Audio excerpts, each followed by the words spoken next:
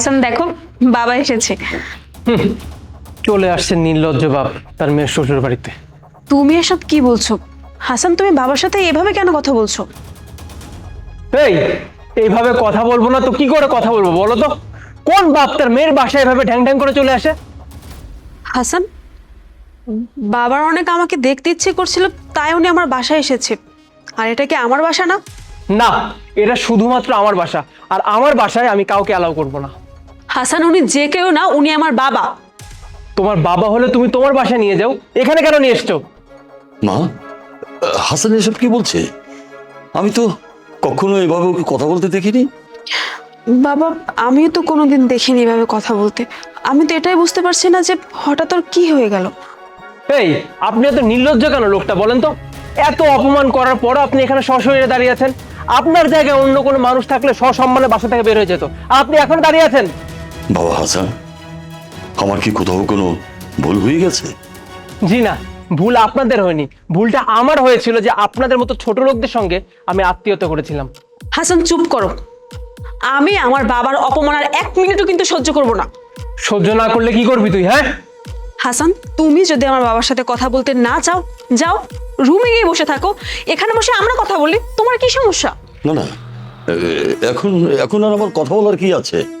বাবা, আমি তোমার অপমান কোনোভাবেই সহ্য করব না, আর তুমি এই বাড়ি থেকে কোথাও যাবে না। এই শোন, তোর সঙ্গে এভাবে কথা বলে কোনো লাভ নাই। তুই যদি তোর বাপকে এই বাসায় রাখতেই চাস, তাহলে তোকে একটা সিদ্ধান্তের মধ্যে আসতে হবে। আর সিদ্ধান্তটা হচ্ছে তোকে আমি আর তোর বাপ দুইজনের মধ্যে যে কোনো একজনকে বেছে নিতে হবে। এখন তুই ঠিক কর তুই কাকে বেছে নিবি। হাসান, তুমি এসব কি বলছো? তোমার কি হয়েছে আমাকে বলো। আমি যেটা বলেছি সেটার অ্যান্সার দে, আমি নাকি তোর বাপ, কোনটা? বাবা হাসান, তুমি যদি চাও তাহলে আমি এখান থেকে চলে যাই। অন্তত তার আগে এটা তো বলবে আমার কি ভুল হয়েছে। ভুলটা আপনার না বাবা, ভুলটা ছিল আপনার মেয়ের। তানিয়ার?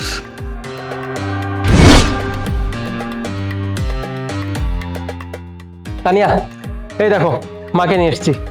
চলে আসলো আবার বেশরম মহিলা। কি ব্যাপার তানিয়া, তুমি আমার মায়ের সঙ্গে এভাবে কেন কথা বলছো? কেন? আমি ভুল এমন কি কথা বললাম? তোমার মা যখন জানে যে তাকে আমার একটু পছন্দ না, তাহলে বারবার কেন বাসায় আসে? তানিয়া, কোন ধরনের ব্যবহার এগুলো তোমার? তুমি কি ভুলে যাচ্ছ উনি সম্পর্কে তোমার শাশুড়ি, আর আমার মা কি আমার বাসায় থাকার জন্য আসতে পারে না? আরে ওনার তো গ্রামও বাড়ি আছে, সেখানে থাকলে কি সমস্যা? বৌমা, তুমি আমারে কেন এত অপছন্দ করো? কারণ আমি এই বাসায় একা থাকতে চাই, আমি চাই না যে আমার সাথে কেউ থাকুক। তানিয়া, এগুলো কেমন কথা বলছো তুমি বলো তো? আমার বাসায় আমার যতটুকু থাকার অধিকার আছে, একইভাবে আমার মারও আমার বাসায় থাকার ততটুকুই অধিকার আছে। ঠিক আছে, তোমার মা যদি এই বাসায় থাকে তাহলে আমি তোমাকে ডিভোর্স দেব। এগুলো কেমন কথা বলছো তুমি তানিয়া?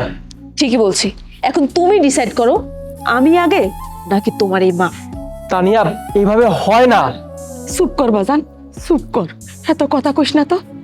আমার জন্য তোরা সংসারে ঝগড়াঝাটি করিস না, আমারে যাইতে দে। কিন্তু মা, কোনো কিন্তু না রে বাজান। আমারে যখন তোর দেখতে ইচ্ছা হইব, তুই গ্রামে যাইয়া আমারে দেখে আসিস বাজান। মা, মা এভাবে যেও না মা। মা শোনো, এবার বুঝতে পেরেছেন তো বাবা ভুলটা কার? এই মহিলা আমার মাকে এক গ্লাস পানি পর্যন্ত খেতে দেয় নাই। সেদিন আমি এত আশা করে আমার মাকে আমার বাসায় নিয়ে এসেছিলাম, এই বেয়াদব মহিলা আমার মাকে বাসা থেকে বের করে দিয়েছিল অপমান করে। সেদিন আমি কিচ্ছু করতে পারিনি। একইভাবে আজকে আমি যেভাবে আপনাকে বলছি না, হয় আপনি না হয় আমি, যে কোনো একজনের মধ্যে আপনার মেয়েকে বেছে নিতে হবে। সেদিন এই বেয়াদব মহিলা আমাকে এই অপশনটা দিয়েছিল, হয় আমার মা না হলে এই বেয়াদব মহিলা। সেদিন আমি কিচ্ছু করতে পারিনি। আমার মা কাঁদতে কাঁদতে বাসা থেকে বের হয়ে গেছিল, আমি কিচ্ছু ভুলে জানি। মায়ের চোখের পানির মর্ম কত বেশি, কত আঘাত দিয়েছিল আমাকে, সেটা আপনি বুঝবেন না। আপনার মেয়ের কথা তো বাদই দিলাম, সেদিন আমার যতটা কষ্ট লেগেছিল না, আজকে ততটাই কষ্ট আমি আপনার মেয়েকে দিতে চাই। কি? তুই এইসব করেছিস হাসানের মায়ের সাথে? আসলে বাবা, না মা, তুই এটা ঠিক করিসনি। তুই হাসানের মায়ের সাথে অনেক বড় অন্যায় করেছিস, অনেক বড় অন্যায় করেছিস। যে তোর স্বামীকে জন্ম দিল, যে তোর স্বামীকে 10 মাস 10 দিন গর্ভে রেখে দুনিয়াতে আলো দেখালো, আর তাকেই তুই অপমান করে এই বাড়ি থেকে তাড়িয়ে দিলি। হ্যাঁ, আমার শোনার পরে তো মনে হয়েছে আমার সাথে যে ব্যবহার করছে হাসান, এটা হওয়াই উচিত।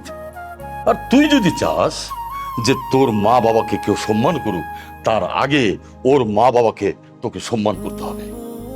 বাবা আমি বুঝতে পেরেছি, আজকে আমার সাথে যেটা হলো তারপর আমার কাছে সবটা ক্লিয়ার। কোনো সন্তানই কখনো সহ্য করতে পারবে না তার চোখের সামনে যদি কখনো তার মা বাবাকে এইভাবে অপমান করে। তাহলে হাসান কেন সহ্য করবে? আমি তোর মাকে অনেক অপমান করেছি। Hasan, I am really sorry. আমি তোমার মায়ের সাথে যা কিছু করেছি একদম ঠিক করিনি। আমার এটা কখনোই করা ঠিক হয়নি। I am really sorry Hasan. আমি তোমার মায়ের সাথে অনেক বড় অন্যায় করেছি। আমি জানি এটা আমার ঠিক হয়নি। যেটা ঘটে গেছে সেটা তো আমি বদলাতে পারবো না, কিন্তু কথা দিলাম আমার দ্বারা কখন আর এই অন্যায়টা হবে না। It's okay. আর বাবা প্লিজ আপনি কিছু মনে করবেন না। আসলে আমি এতক্ষণ ধরে আপনার সঙ্গে যে ব্যবহারগুলো করছিলাম সেটার একটাই উদ্দেশ্য ছিল, আপনার মেয়েকে একটা শিক্ষা দেওয়া। আপনি প্লিজ আমাকে মাফ করে দিবেন। বাবা হাসান, আমি বুঝতে পেরেছি। আমি কখনো বিশ্বাসই করতে পারিনি যে তুমি কাউকে এভাবে অপমান করতে পারো। ঠিক আছে বাবা। হ্যাঁ বাবা আপনি দাঁড়িয়ে আছেন কেন? আসেন না, বসেন। হ্যাঁ বাবা, বসবো বসবো। আমি বসবো তখনই যখন তানিয়া আমাকে কথা দেবে ও তোমার মাকে এই বাসায় নিয়ে আসবে। বাবা আমি তোমাকে কথা দিলাম, আমি মাকে বাসায় নিয়ে আসবো, মায়ের কাছে আমার ভুলের ক্ষমাও চাবো।